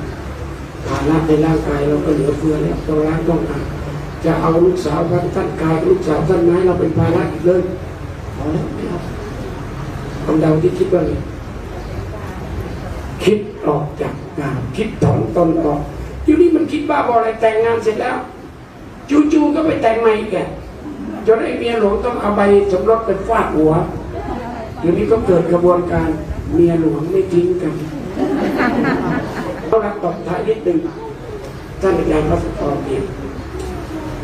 ตอนก็เป็นเด็กๆอาตมาบรรยายฉายภาพสไลด์อยู่ในโรงมรสพทางวิญญาณที่สวนโมกเขาก็จะไปช่วยเก็บภาพเรียงภาพอะไรต่างๆก็ทีเด่นมันกระมุกกำลังกระมอมเองเขาแต่ไม่นึกว่าจู่ๆจะมาเป็นอย่างนี้ได้จะมาเป็นพระที่ร่วมเผยแพร่มีจิตใจแน่วแน่และคนเคยเรียนระดับนี้นะมีสตูดิโอเป็นของตัวเองนะก็ฝึกอะไรก็ภาพเพิ่มหันมาทางนี้ได้โยมผู้ชายยุคนี้ที่จะคิดบวชเนี่ยจะบวชได้นาน14 ปีนี่ยากนะเดี๋ยวนี้มันบวชจิ้มดูดบวชเดียวจนวัดจะล้างตารางกำลังจะเจริญบวช7 วัน 15 วันบวชอย่างกันมา50 ปีบวชแช่อิ่มอย่างเงี้ยบวชจิ้มดูดไปหมดชายไทยอยู่นี้นะมาถามว่าระหว่างคิดเป็นพระกับคิดเป็นผัวเนี่ยอันไหนมากกว่ากันตอบผัวเลยเอาระยมเดี๋ยววันนี้ต้องขอบใจท่านเจ้าอาวาสวัดนี้ที่ให้โอกาสเอาผลไม้รัดไม้ตัวต่อวัดมาจำหน่ายเพราะอะไรโยมมาตอนนี้อาตมาทำโครงการซื้อที่ดินให้คนจนปลูกท่านพลเอกชวลิตบอกว่าคนไทยเนี่ยเหลื่อมล้ำเรื่องที่ดินเยอะเหลือเกินคนที่มีก็มีเป็นแสนคนไม่มีนี่ไรเดียวงานเดียวก็ไม่มีอาตมาก็เลยชาตินี้จะไม่สร้างโบสถ์วิหารเจดีย์มีเงินซื้อที่ตะพื้นซื้อจนได้ 4,000 ไร่บัดนี้เนี่ยเขาปลูกแมงตอนนี้เยอะไปหมดมะม่วง40 สายพันธุ์นี่ทางนี้เขาเรียกเจ้าลังกาอาจารย์เท่าไหร่มีพันธุ์ที่หายากที่สุดแล้วหากินได้ยากและที่มันน้ำตาลเต่าคือมันหวานยิ่งกว่าอบร่องจะมีพวกขายตึกพวกอะไรกันเยอะแยะหมดตอนนี้นะอยากให้ไปวัดสวนแก้วกันหน่อย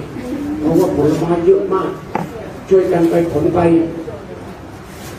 ถ้าไม่ไปขนน้ำจะเน่าคาวัด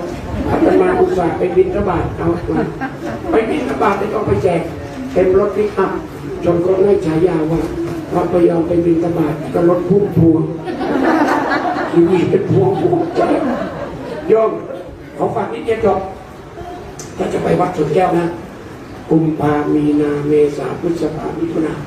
5-6 เดือนเนี่ยมิถุนาเพราะทุเรียนมังคุดมีนามะปรางเมษามะม่วงไปช่วงนี้นะถ้าเลยจะนี่ไปวัดไหนก็ไป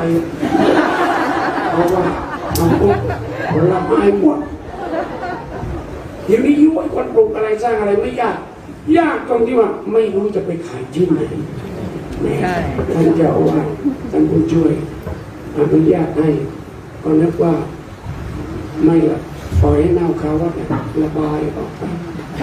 ตรงแค่นี้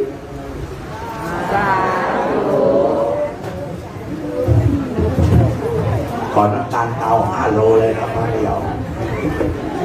น้ำตาลเตาขาดตลาดซะแล้วครับสงสัย วานขนาดน้ำตาลเตานะอาจารย์เนี่ยมะม่วงหวานอกร้อง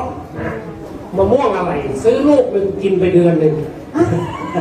ไอ้ลูกเมื่อกี้ ลูกเมื่อกี้ หัวหน้ามะม่วงฮะ มันใหญ่เหลือเกินเนี่ยเรามากินได้แค่ชิ้นเล็กๆคือชิ้น2 ชิ้น ประหยัดมากแล้วก็เรียกละเลียด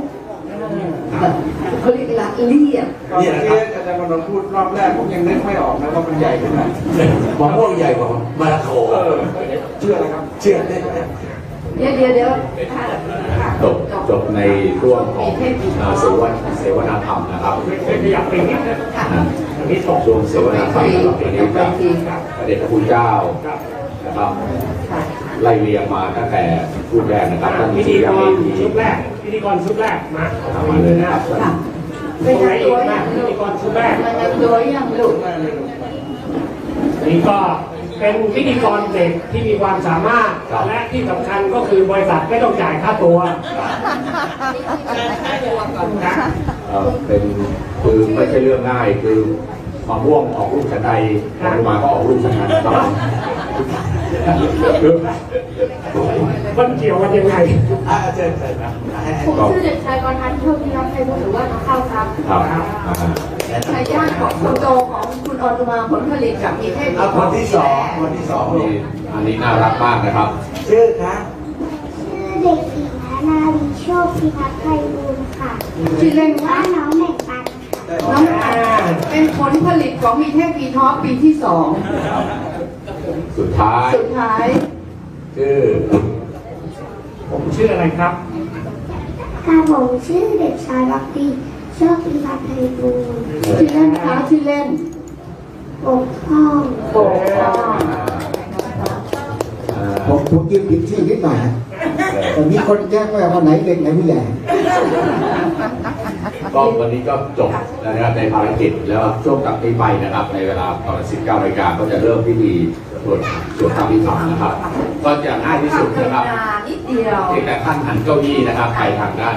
ศาลานะครับ สบายๆตรงนี้ สบายๆเพราะว่า เต็มแล้ว ข้างในจะนิมนต์พระเดชพระคุณเจ้าเข้าไป ใช่มันก็เต็มแล้วเนี่ย แล้วก็ใกล้จะ เป็ เต็ น ม ที่ แล้วนะค ท่า รับ นหันเก้าอี้นี้เลยค่ะเดี๋ยวคนอื่นที่มาสมทบก็จะมานั่งเป็นเพื่อนอยู่ตรงนี้นะคะ แล้วก็ท่านใดนั่งงานแล้วเมื่อยก็เดินลงไปที่คุณวัดสวนแก้วครับ ค่ะสินค้ายังพอมีอยู่บ้างค่ะ